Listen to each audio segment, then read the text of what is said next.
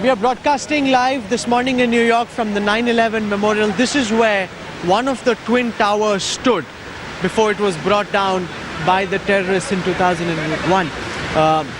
This is the largest man-made fountain in the United States. The footprint area, a 1-acre footprint area where the building stood, that's exactly where this 9/11 memorial has been made. These are the names of those who died. There were a total of 2,977 people who died in this terror attack. Right behind us is the survivor tree. Now, when the Twin Towers were bombed, all the trees that you see around us collapsed. They were all felled. However, one tree survived, and there was only one leaf on that tree after the debris had been looked at, and that is called the survivor tree. You can see it's held up here by strings. It's been given support so that it's actually been weakened. The structure has been weakened, but it's been given the support.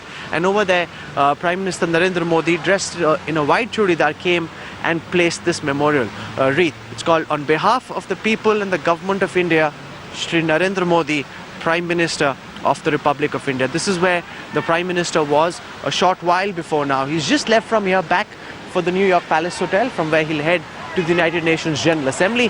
We've got a whole bunch of people very excited to have seen the Prime Minister. They've come from different parts of the United States, different parts of New York, New Jersey. Some have even driven down from Washington. They're joining us at this time. This lucky family managed to get a picture as well with Narendra Modi. What's your name? My name is Suresh Rajpurohit, and I work here in New York. And for us, it was a historic moment meeting the Prime Minister. And what struck us most was that he was following a different path. He saw my daughter Lalar, and he just changed his path. He told security, "Let me go and meet the kid." And he hugged her, spoke to us. He posed for a picture for us. He's a great leader, I can say. We are feeling excited. You managed to see the Prime Minister, young lady? Yeah. Yes. You're happy about that? Okay. Why were you here, ma'am? With my daughter to meet PM. You're excited about the Prime Minister and the opportunity to have a picture clicked with him? Yeah, so excited and feeling so proud. Alright, okay. Let's speak to some of the other people. Tell us, where have you come from? You were here, we saw when the Prime Minister came, waved up to you. Quite excited about that? Absolutely, it was the best moment of life. Cannot ask for anything more. We drove all the way from DC to here just to see this moment. You drove 3 or 4 hours through the night, 4 hours through the night to be here to see the Prime Minister. Absolutely. The Prime Minister is coming to DC. Why did you come down all this way? Oh, actually, we are following him. We came here. We are going to go to UN, Central Park, Madison Square Garden, and then DC. Okay, what about you?